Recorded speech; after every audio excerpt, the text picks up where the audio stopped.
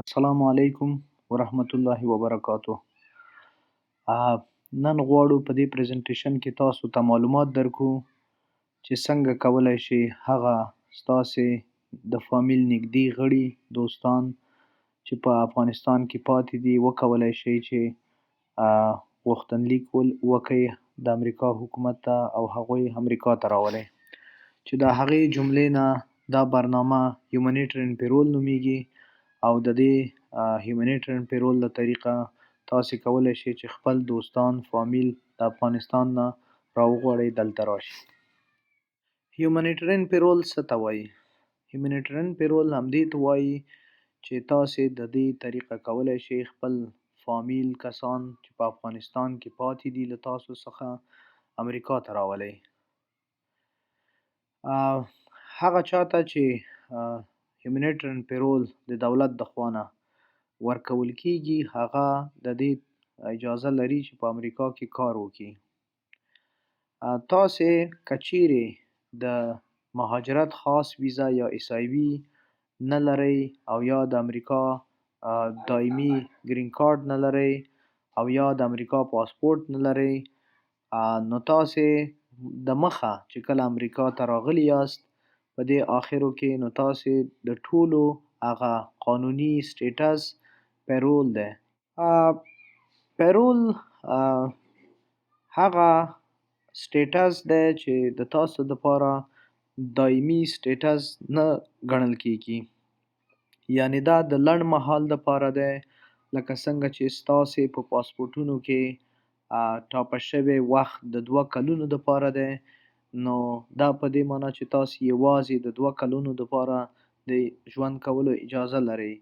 اما هغه کسان چې تاسې د هیومانیټرین پیرول له طریقه د افغانستان څخه امریکا ته راغواړئ هغوی دلته یوازې اجازه د امریکا ته د داخلېدو لري، نو تاسې د هغه وروسته کولی شئ چې د مختلفو لارو څخه هغوی ته د تل لپاره اسناد واخلئ او هغوی وکولی شي چې دلته قانوني ژوند وکړي.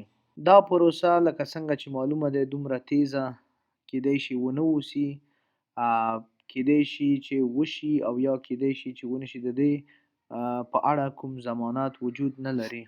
د دې پروسې چې کوم اړین اسناد دي، کوم اړین پروسس دی، هغه اسناد دلته د 1 څخه تر 10 پورې دا هغه اسناد، فورمونه، غوښتنلیک او داسې نور دي چې دا ټول باید تاسې یو ځای کړئ او د CIS آدرس ته چې په دې پریزنټیشن کې دلته ورکړل شوی دی دې آدرس ته د پوسټ له طریقه ولېږئ. په دې اسنادو کې یو هم د 130 فورم دی، بل د 140 فورم دی. یو سپانسر هغه څوک دی چې ستاسې فامیلونو سپانسر کوي.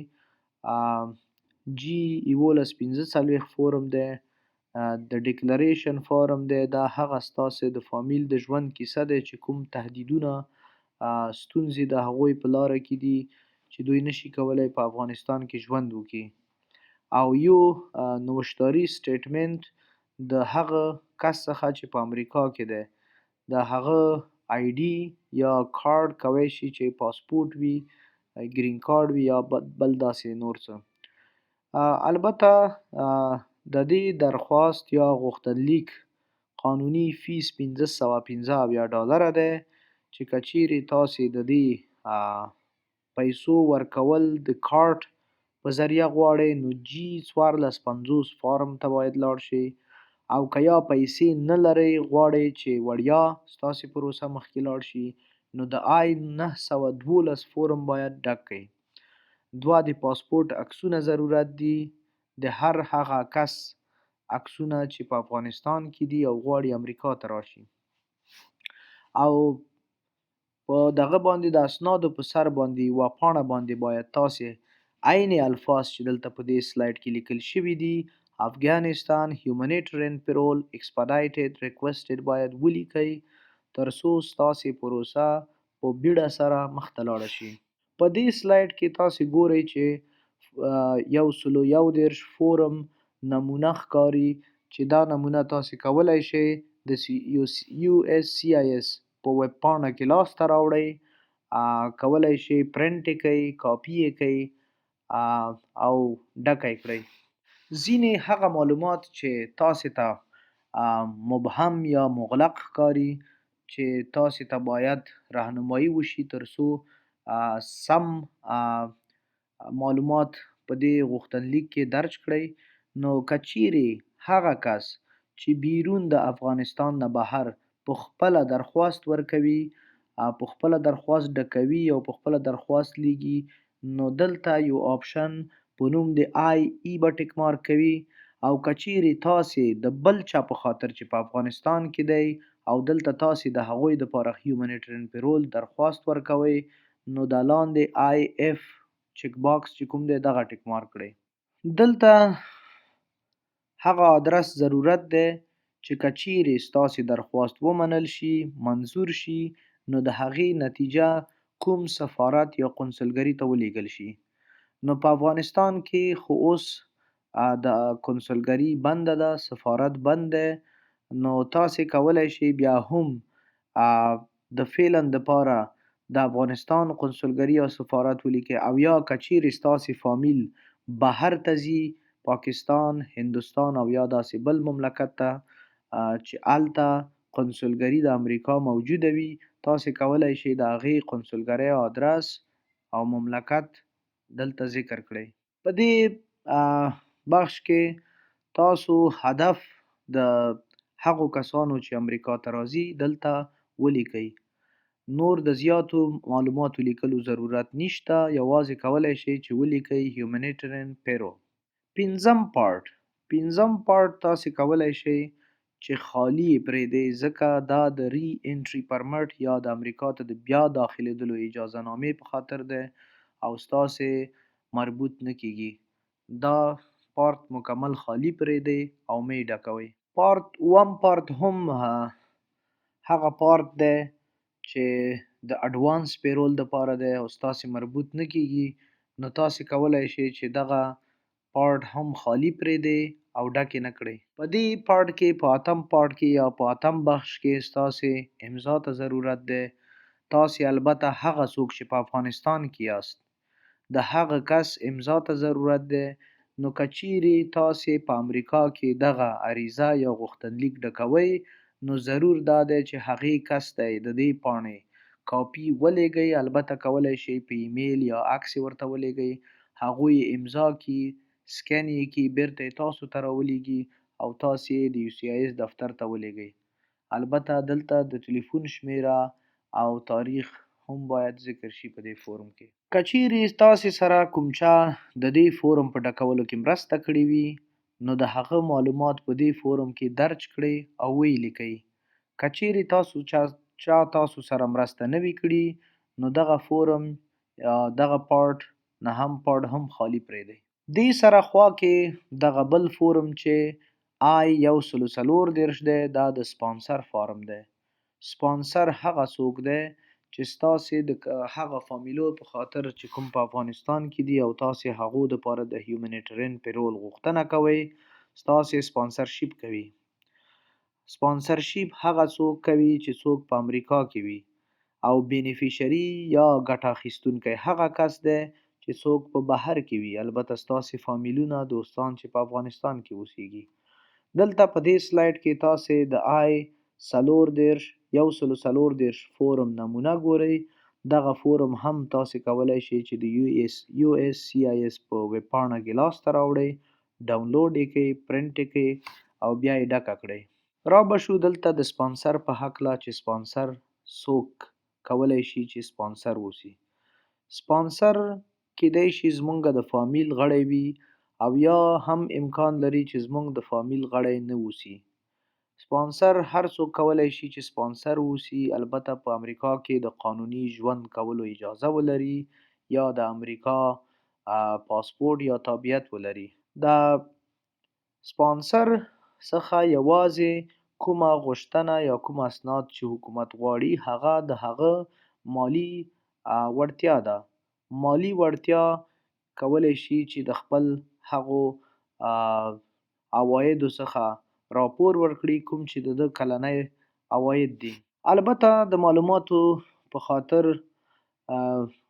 سپانسر کولی شي چې خپل د بانک سټیټمنټ، خپل کلني عاید او یا د ټکس پاڼې د شواهدو یا د سپانسر په خاطر حکومت ته وړاندې کړي د دې درخواست یا غوښتنلیک سره یو ځای.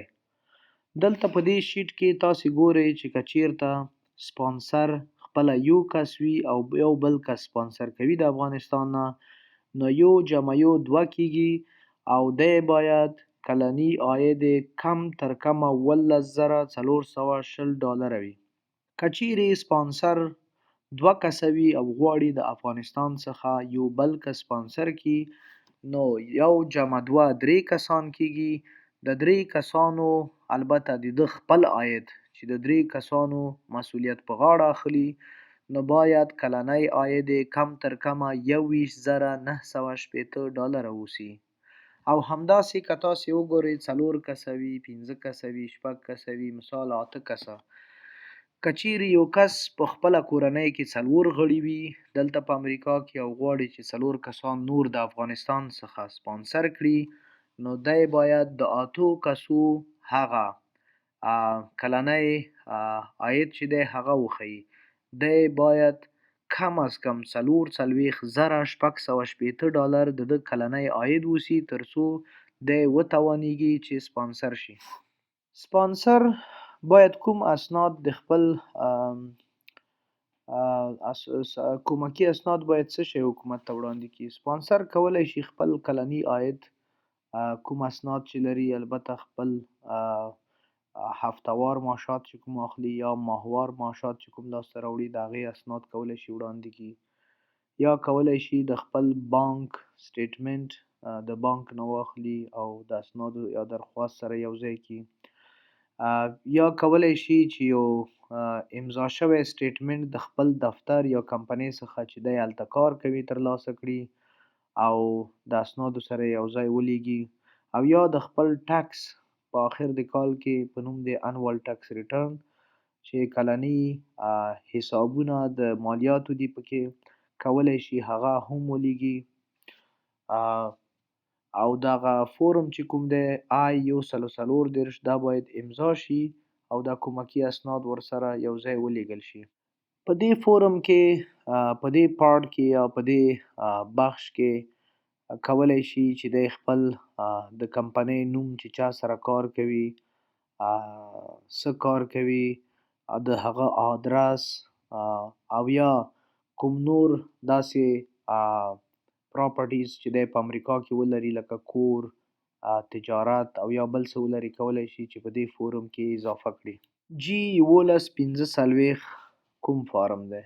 G1145 فارم تاسې کولی شي په USCIS ویب سایټ کې پیدا کړئ او د دې فورم هدف یوازینی هدف یې دا دی چې تاسې خپل درخواست یا غوښتنلیک څنګه کولی شئ چې چک کړئ او پوه شئ په دې باندې چې ستاسې د کیس حالت څنګه دی، کوم ځای ته رسیدلی دی، منل شوی دی، قبول شوی دی، نه دی قبول شوی، آیا اسناد چې تاسې لیږلي هغه اسناد سم وو که نه وو.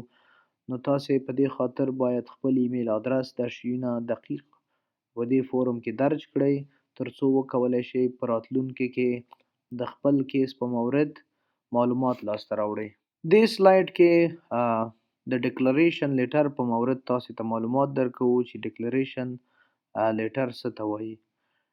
ډیکلریشن لیټر هغه سند دی، هغه سټیټمنټ دی، هغه لیکنه دی، هغه تشریحي لیکنه دی چې تاسې په تفصیلي ډول لیکئ چې ستاسې فامیل چې په افغانستان کې دی د هغوی دپاره کومې امنیتي ستونزې دي چې تاسې غواړئ چې هغه افغانستان نه راشي دلته امریکا ته. نو په دې خاطر باید تاسې مفصل معلومات ولیکئ چې په افغانستان کې څه روان دي. په افغانستان کې مثلا تاسې کولی شئ چې ولیکئ چې په افغانستان کې حکومت د طالبانو سره دی او طالبان هغه کسان چې په مؤسساتو کې حکومت سره له نظامي او غیر نظامي ادارو سره یې کار کړی وي یا یې مرسته کړې وي هغوی نه پرېږدي، وژني یې، بندي کوي او یا داسې نور. او بله اړینه خبره دا چې تاسې کله درخواست ورکوئ نو تاسې باید د خپل فامیل د اوسېدلو موده په امریکا کې چې د افغانستان څخه راځي مشخصه کړئ چې هغوی دلته د څومره وخت دپاره اوسیږي، 1 کال، 2 کاله.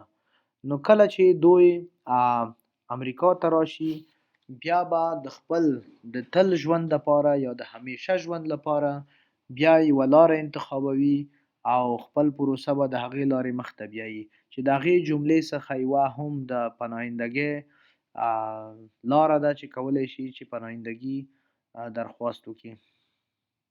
او دغه تشریحي سټیټمنټ چې تاسې لیکئ دا باید امضا شي د عریضه کوونکو د خوا. البته د کومکي اسنادو یا د کومکي معلوماتو په خاطر تاسې کولی شئ چې مختلفو لینکونو ته چې دلته په دې سلایډ کې ورکړل شوي دي استفاده وکړئ، پرنټ یې کړئ او د خپل کیس سره یو ځای ولېږئ. دا لینکونه تاسې ته د افغانستان تحولات یا کوم حالات چې په افغانستان کې روان دي او یا طالبان په افغانستان کې څه کوي، آیا ښځې څه مشکلات لري په افغانستان کې، دا اکثره معلومات په دې کې ورکړل شوي دي.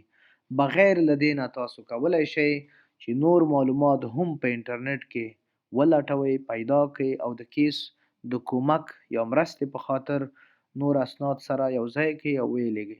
یو سټیټمنټ د خپله یو اس ممبر یا هغه څوک چې په امریکا کې اوسیږي هغه باید یو لیست یا کور لیټر یا سټیټمنټ جوړ کړي او په هغې کې هغه ټول اسناد چې دی لیږي او یا یې لیږلي دي یا یې شامل کړي دي په خپل پکیج کې د هغو اسنادو په هکله معلومات ولیکي او ووایي چې کوم هغه اسناد ده په دې کیس کې درج کړي دي او یا یې لیږي. دغه سټیټمنټ چې مونږ مخکې په تیر سلایډ کې پرې بحث وکړ د هغې یوه نمونه دی. البته دا هغه سټیټمنټ دی چې تاسې د بینیفیشري یا ګټه اخیستونکي په خاطر لیکي. ګټه اخیستونکی هغه څوک دی چې په افغانستان کې ژوند کوي او تاسې یې د هیومنیټرین پرول له طریقه امریکا ته راولئ. نو د هغې په مورد چې هغه ته څه ګواښونه دي، څه امنیتي ستونزې دي او دوی ولې غواړي چې امریکا ته راشي، نو دغسې یو نمونه سټیټمنټ به د هغوی دپاره جوړوئ، لیکئ به او یا دوی کولی شي چې په خپله یې ولیکئ. دا سټیټمنټ کیدای شي تاسې د 10 خطه، 20 خطه، 1 پاڼه، 2 پاڼې یا 3 پاڼې چې څومره معلومات لرئ لیکئ، کولی شئ چې هغومره زیات معلومات ورکړئ. نو ځینې اسناد چې تاسې د دې درخواست یا غوښتنلیک سره یو ځای لیږئ هغه ستاسې د پاسپورټ کاپي دی، آی ډي ده، ستاسې د فامیل پاسپورټونه دي، ستاسې د فامیل آی ډیز دي. آی ډي کولی شي هر څه اوسیږي، د ډرایورۍ لیسنس کولی شي چې آی ډي اوسیږي، تذکره خپله یو آی ډي ده. نور داسې اسناد لکه د زیږېدلو کارډ وي، د واده یا میریج سرټیفیکیټ وي، ګرین کارډ وي ستاسې، آی 94 یا آی 490 هغه پروف دی چې تاسې کله امریکا ته راغلي یاست د میدان نه کله بهر راتلی نو په سیستم کې ستاسې پاسپورټ یا تذکره، ستاسې نوم، ټول معلومات درج دي په دې فورم کې. تاسې دا فورم کولی شئ چې د انټرنیټ له طریقه په ګوګل کې هم کولی شئ چې ویې لټوئ، پیدا یې کړئ. د دې غوښتنلیک فیس چې کوم دی هغه $515 دی. که چیرې تاسې غواړئ دغه $515 پیسې د خپل کریډټ کارت یا ډیبټ کارت له لارې ولېږئ نو دغه فورم G1450 نه ګټه واخلئ تر څو وکولی شئ دغه پیسې د امریکا حکومت یا USCIS ته ورکړئ. البته د یادولو وړ دی چې نغدې پیسې نه منل کیږي. که چیرې تاسې خپل درخواستۍ سره نغدې پیسې ورکړئ کیدای شي ستاسې پیسې تاسو ته بیرته لاسته رانشي او ستاسې کیس هم ونه منل شي. نو تاسې کولی شئ چې خپلې پیسې یا د ګرین کارت یا ډیبټ کارت د لارې پیمنټ وکړئ او یا هم کولی شئ چک ورته ولېږئ او یا هم خپلې پیسې په یو دوکان کې ورکړئ تر څو تاسې ته د منی آرډر په نوم یو سند درکړي. تاسې کولی شئ هغه خپل غوښتنلیک سره یو ځای ولېږئ. 2 قطعې عکسونه د بینیفیشري یا ګټه اخیستونکي هغه څوک چې په افغانستان کې دي او تاسې غواړئ هغوی د هیومنیټرین پیرول له لارې امریکا ته راولئ. دغه عکسونه باید په دې سلایډ کې کوم چې ښودل شوي دي سم دي، کوم چې د چلیپا نښه ده پرې، دا عکسونه نه منل کیږي. کله چې تاسې عکس اخلئ نو ستاسې مخ باید پټ نه وي، ستاسې په خوله کې باید څه نه وي، ستاسو په سترګو کې باید عینکې نه وي او ستاسې مټې باید پوره ښکاره شي، لکه څنګه چې په دې سلایډ کې تاسو ته ښودل کیږي. په یوه سپینه پاڼه چې کله تاسې ټول اسناد مکمل کړل، پرنټ هم کړل، آماده هم کړل، عین الفاظ چې دلته ذکر شوي دي افغانستان هیومنیټرین پیرول ایکسپرایټډ ریکویسټډ، همدا عین ټکي به تاسې په یوه پاڼه لیکئ او دا پاڼه به د هغه اسنادو په سر کیږدئ تر څو د دې مفهوم دا دی چې تاسې د هیومنیټرین پیرول دپاره اپلای کړې ده او ستاسې دا پروسه باید په چټکۍ سره سرته ورسیږي. که چیرې تاسې پوهیږئ چې ځینې نور داسې کوم اسناد لرئ چې ستاسې په کیس کې یا په دې غوښتنلیک کې مرسته کوي، نو کولی شئ چې هغه اسناد هم لاسته راوړئ، پرنټ یې کړئ او د خپل کیس سره یا غوښتنلیک سره یې یو ځای ولېږئ. چې کله ستاسو اسناد مکمل شول، هر څه پوره شول، پاکیج مو آماده شو، نو کولی شئ چې لاندې آدرس ته یې ولېږئ. کله چې تاسو خپل اسناد په پوره ډول ولېږل، پس له هغه چې کله USCIS ستاسې اسناد لاسته راوړي، نو USCIS به تاسو ته یو نوټیفیکیشن یا خبر ولیږي. البته دا خبر به په یوه پاڼه لیکل شوی وي او یا به هم ستاسو ایمیل ته راشي. نو تاسې هم کولی شئ چې په دې شمیره چې په دې سلایډ کې ورکړل شوی دی، که چیرې غواړئ د خپل کیس په هکله معلومات لاسته راوړئ، دې شمیرې ته زنګ ووهئ. پس له دې چې تاسو کیس ومنل شي، قبول شي، نو تاسو ته به یوه نامه، یوه پاڼه ولیږل شي او پس له هغه نه به تاسې ته ځینې راهنمودونه یا راهنمایي د ایمیل د طریقه یا د پوسټ له طریقه تاسو ته ولیږل شي چې تاسې به پس له دې څه وکئ او تاسې کوشش وکړئ چې د خپل آدرس په هکله دقیق معلومات ورکړئ په درخواست یا غوښتنلیک کې چې ستاسې دغه قبولي هماغه مشخص آدرس ته لاړه شي. کله چې ستاسې کیس ومنل شو، تاسې کولی شئ چې د DS 160 فارم هم ډک کړئ د ویزې دپاره، تر څو تاسې بیا د ویزې پروسې ته معرفي شئ او ویزه ترلاسه کړئ او امریکا ته راشئ. هغه کسان چې ګرین کارت لري او هغه کسان چې د امریکا تابعیت لري، هغوی د خپلو ماشومانو په خاطر چې څوک عمرونه یې د 21 کلونو نه ښکته دي، کولی شي د ګرین کارت په اخیستو کې مرسته وکړي، د هغوی دپاره I-130 فورمونه ډک کړي. دلته د دې QR کوډو له طریقه تاسې کولی شئ زیات معلومات لاسته راوړئ. که چیرته غواړئ قدم په قدم هغه معلومات غواړئ د هیومنیټرین پیرول لاسته راوړئ، نو په دې سټپ بای سټپ ګایډ باندې دا بارکوډ سکن کړئ، معلومات لاسته راوړئ. په یوټیوب کې کولی شئ معلومات لاسته راوړئ، د خپله USCIS ویب سایټ ته تللی شئ. ډیره مننه.